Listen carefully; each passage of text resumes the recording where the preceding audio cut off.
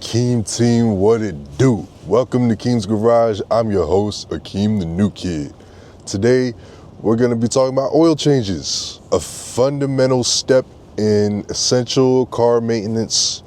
Getting your oil changed every 5,000 miles or so. You don't need to do it every 3,000 miles. Most cars will do just fine every 5,000 miles. Now, you could get this done at your local mechanic at an independent shop, or you could get it done at a quick lube shop like Jiffy Lube or Valvoline, something like that. Even Strickland Brothers, I think, is another one. We're going to talk about which is suitable for what. I'm going to show you a couple things to keep a note of. You see, on the odometer, it says 154,399, but I have a sticker up here that says 154,451, or by the date of March 12, 2025, whichever comes first. Now, it's looking like the mileage is going to come first and not the date. Depends on how you drive. Some people don't really drive that often.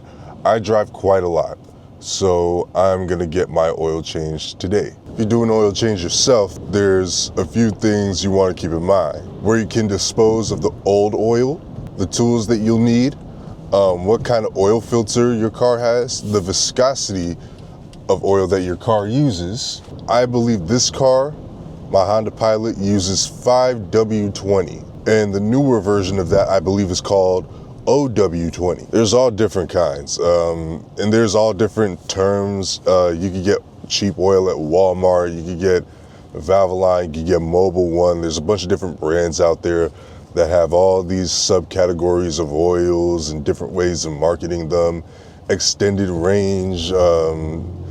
Don't believe the 10,000 mile interval. Don't believe the thing that you could go 10,000 miles without changing your oil. I mean, sure, some people have, but most people who try, it goes catastrophically wrong.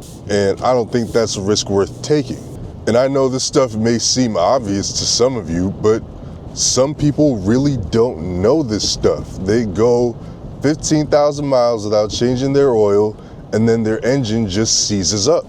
Now, I will say there is a time and place for a quick lube shop. If you own an exotic car, like, I don't know, an AMG Mercedes or a BMW M5 or an Audi R8, or a Porsche 911, you might not want to take it to a quick lube shop. They might not even change the oil for you. They might deny services because cars like that, performance cars, they use a very specific, a special type of oil, and quick lube shops just don't carry it. So the way most of these quick lube shops work, right? They have a bunch of different bays in a row where people can drive in, and there's a slot underneath for people to pull the oil drain plug, drain the oil, or drain, transmission fluid, rear diff fluid, whatever the case may be. And then somebody, fills it up top, or they fill the transmission fluid from below, depending on what kind of service you're getting.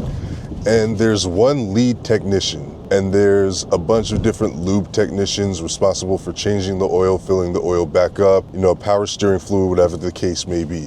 There are certain services that some quick lube shops used to offer that they don't do anymore. The serpentine belt, not to be confused with the timing belt, but the serpentine belt. Some quick lube shops offered to change that, but now they don't anymore. I know they won't change your brake fluid for you, and they also won't do your brakes. They just won't. You have to go to an independent shop for stuff like that. Most fluids in your car, they'll change out wiper fluid, even actual wipers. Some quick lube shops will cover that. It's also important to note that if you choose to take your car to a quick lube shop, it's most likely gonna be someone who doesn't have much experience working with cars. So something might go wrong. Something could go wrong with your car, whether it be with, a tire rotation, somebody didn't tighten the lugs properly, or somebody didn't tighten up the drain plug properly, something like that. Something could go wrong, or they fill it up with the wrong kind of oil. You never know, but that's a rarity. That very seldom does that happen. Now, you might be wondering, Keem, Why do you take your car to a quick lube shop if the people don't have much experience working on cars? You know, wouldn't you rather take it to an independent shop with a mechanic who has significantly or even exponentially more experience? Well, there's more to it than that. A quick lube shop is, as the name implies, much quicker. It's 10, 15 minutes at the most. You know, I have 2 jobs. I'm a busy man and I just started a business, so I gotta save as much time as possible. You know, it's quick and easy. So that's why I choose a quick lube shop. Everybody's different, you know what I mean? Some people are saying, you know, I'd rather make time and have a professional mechanic change my oil and save a bit of money. But, you know, to each their own. Oh man, I hope I caught that Bentley. There was a Bentley Continental V8 that just passed by us. It's an interesting color for a Honda Pilot. It's kind of a gold color. I've never seen anything like that. Is it a V8?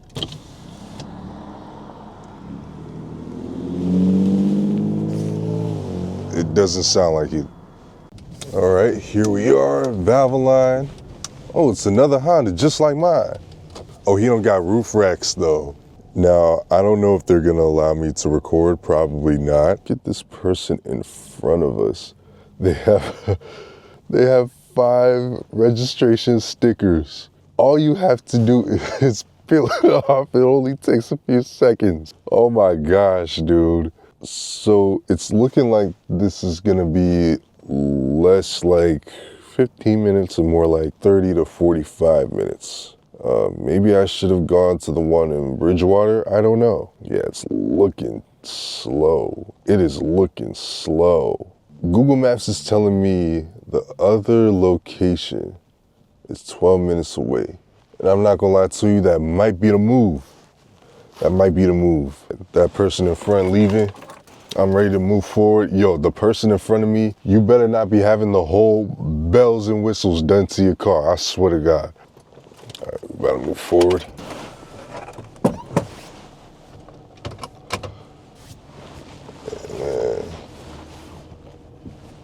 Boom. All right, we chilling. Something else I forgot to note on my car. I can go boom, boom, boom, boom. Oil life at 20%. So it's a good thing that I'm getting it changed today. Modern cars will tell you your oil life, your oil level, and that's just something to keep in mind. Just came back from an oil change, and I don't have time to put the bike back on because this is kind of urgent. They told me I have an oil leak and a transmission leak. It's a big leak. It's leaking from the rear main seal and the oil pan gasket. The oil pan gasket I'm not too concerned about, but the rear main seal is what I'm concerned about. So I'm gonna take a look. So it's hard to get this camera to angle down for you guys to see what I'm seeing, but I can't see much. I don't know where the rear main seal is, and I can't get under the car to see the oil pan gasket. So yeah, I'm not entirely sure what to do. Just something else that I want to note. This is why it's always good to get a second opinion. I went to O'Reilly. I got my battery tested. Not only did my battery test good, my starter and my alternator tested good. Even if it was good, but the battery was towards the end of its life, it would say that on the tester. The only thing is, the positive terminal has seen better days. It's very corroded, but that's something I can easily clean with like a wire brush, and it's not a hard job at all. So yeah, get a second opinion. With that being said, most quick lube shops are going to try to charge you for services you don't need. Unless it's a car you just bought and you're servicing it, then you don't really need, you know what I mean? You don't need a cabin air filter, transmission fluid, power steering every time you go to get your oil changed. You don't really need all that stuff. Hope you guys liked the video. If you did, hit the like button. Comment down below if you're new. Comment what you'd like to see. Hit the subscribe button, hit the bell icon, drive safe, and take care.